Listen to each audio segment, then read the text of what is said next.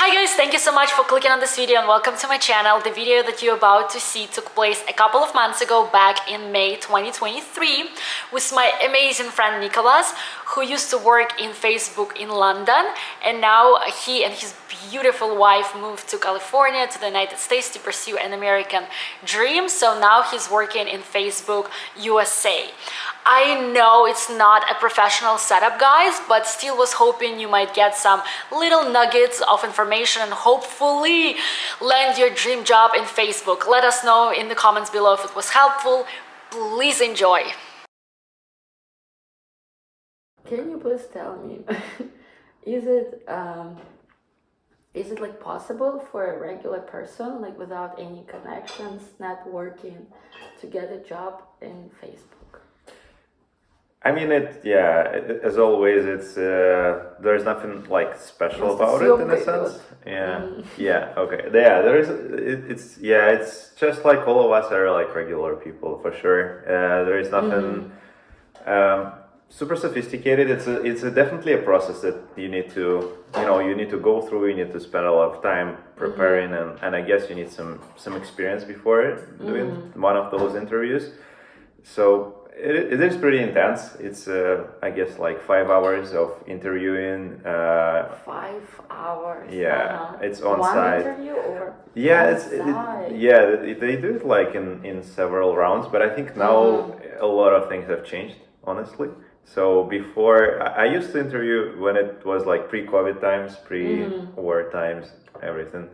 So it was way easier, and then you could come to the office in either like London in Europe or here in the US, and so you if you're like from a small town, you need to go to the closest. But they would pay for it, so that was nice. They pay for it. Yeah, you need to pass the first round, I which is really like this company. Yeah, you just need to go like through the online round, which is just like you just give a call, you speak with the recruiter, then another call, you do like a technical interview, and if you can like just kind of like prove that you know something, like it's a basic one, it's easier, they have like a lower pass rate, so like even if you make mistakes, they would give you more. Do you have like a task, like a something to solve? Like you would need to like prepare for those, but it's if you really want to go this route, it's pretty well known what you need to do. It's still. Oh really? Can you find like videos on like YouTube, like how to pass? Like there are like resources. I think the biggest one right now is LeetCode, which is just a website, and you have like a lot of. Can I do it? Okay. Yeah, you can give it a practice, but I'm here. Yeah, it would take a while. I mean, for me, it was not. It was not easy. Like on the first pass, like we tried multiple times. I actually started with a friend of mine who is now like in Google, and when we were just starting practicing these tasks. It was really tough, honestly. And then I remember like doing a couple of like easiest tasks, and then like with a textbook. And after a couple of weeks, when I tried to like make them on my own, I couldn't recall what was the solution and like what should I do and all that. So and it varies. Like some people are easier with this task. For some it's just it's a nightmare. But I mean, a lot of people also argue if it's useful in a day-to-day job, like being able to solve these tasks. And like they also I think in Google they used to ask like how many balloons can fill like a bus some ridiculous questions? Some like, of those. If like I've heard like a question, if in the city of New York, how many windows? Yeah, something like that. Or how many like door handles? Exactly. I mean, like it's like logical questions, like twice as many as doors. Yeah, something like the idea is that they really never are asking exactly for the answer, and everyone understands this because it's ridiculous. But it's more like, I think the idea was, and I didn't get any of those questions, like it was way back before, like maybe 10 years, 7 years ago.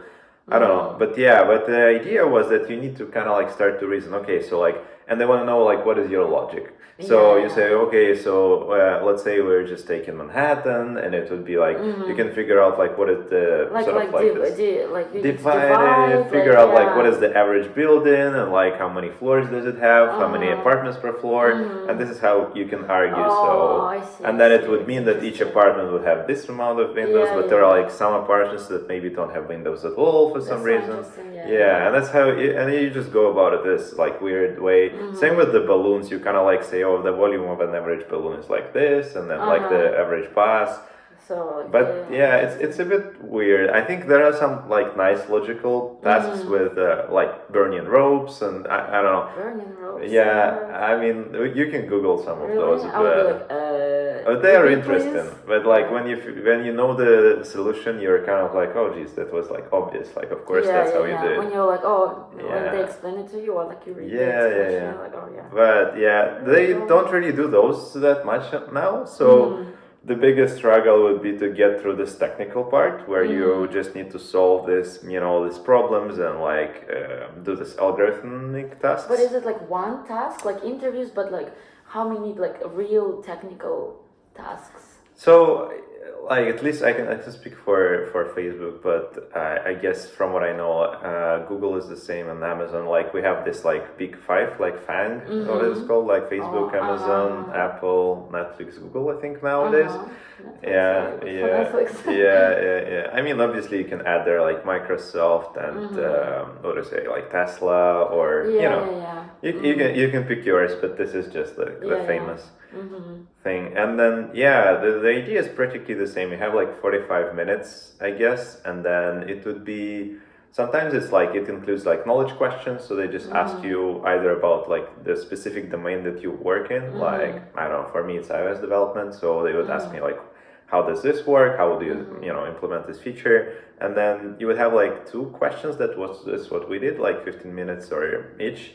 And they could be like different. It could be easy and difficult to medium questions. It really depends on the interviewer as well and like their style. But they would give you like some prep and say like, oh, this is like a string and you need to figure out how to, I don't know, reverse the characters or count the characters or blah, blah, blah. You have to do it on the laptop or you can use paper? And so that's the thing. So when we didn't have like pre-COVID, when we had like this on-site, after you pass this like initial, which was online and you could type it on the keyboard, you could actually had to do whiteboard. So oh my god, so like in school, like there's like a whiteboard and you're like, and they like look at you and you kind of like, like in the zoo, like, oh, what is he doing? Right. See like your logic. They really want you to talk through also, like when you're, when you're solving the task, because it's never about just finding the correct solution. It's like iterating over what comes first to your mind and then like figuring out why it's not the most optimal solution and like improving on it.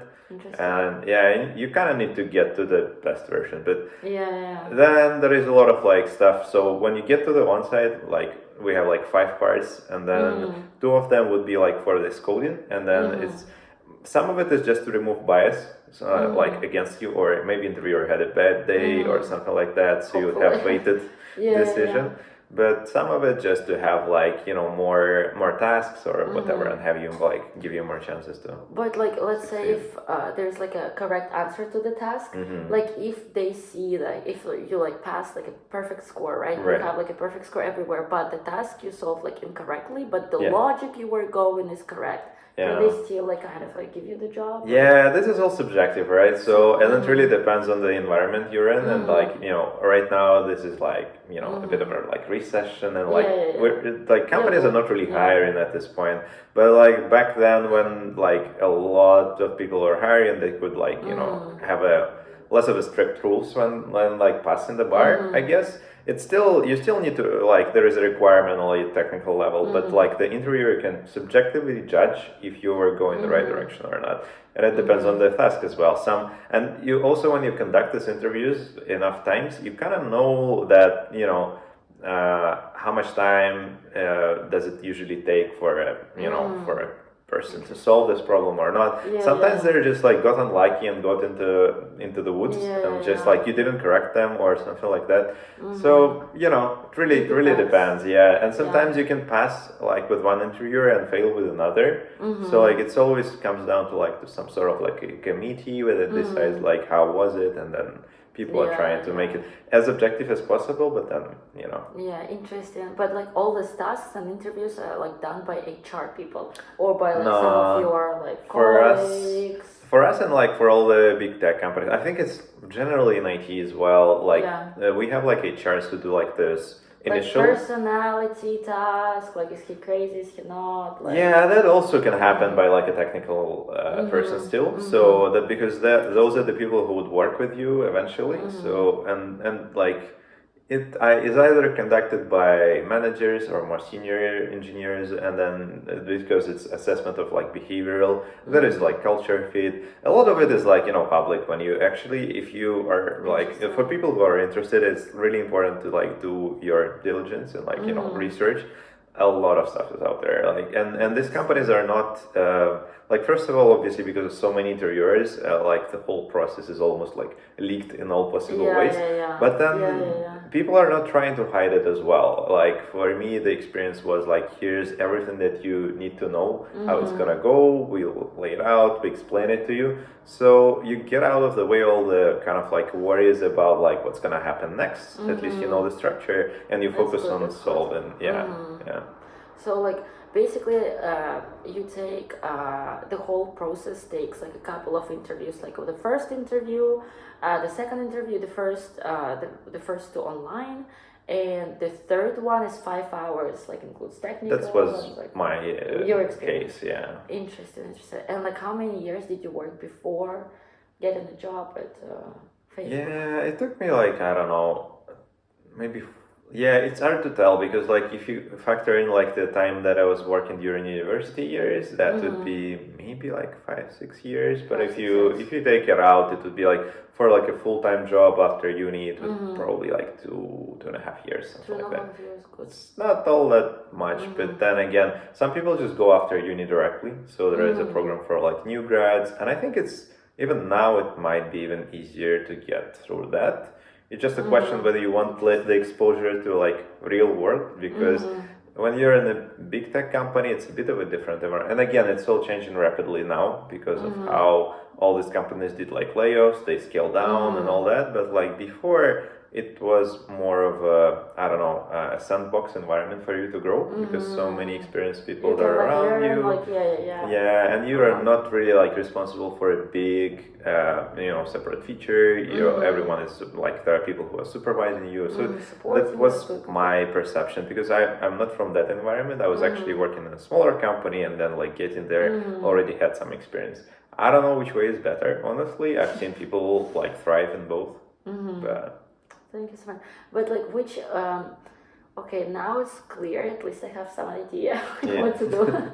But what advice would you give, like, just like, the people who are trying to get a job at Facebook, Google, like, how would you sum it up? I think the thing is like, you should definitely put like some hours into it. Don't be afraid to try, because I didn't like goal on getting there early in the career. Didn't even consider, honestly, not because of lack of ambition, but because I just didn't consider that. I don't know, either feasible or whatever. Actually, like years later, I finished university, I discovered that it was so easy to go during uni years, like do internship in one of those companies. Even from Russia, it was just nothing. A lot of people just did that, and it didn't require almost anything. I don't know. I just didn't ever know it's an opportunity. It's there. So I think it's similar after you graduate. So you kind of like never think of it in a sense. You think, oh, it's just something like too far, too distant, or the odds are not in my favor, or I don't know. But yeah, you really need to give it a try, and then you also have like it's not a big deal if you fail a couple of times. Exactly. So yeah, life is hard. Thank you so much. Sure. Guys, it's me again. Thank you so much for watching. If you have any questions, any concerns, anything to ask us, please leave us in the comments below. If you would like to see videos with more content like this, please subscribe and hit that thumbs up. Good luck with your job hunt. Bye.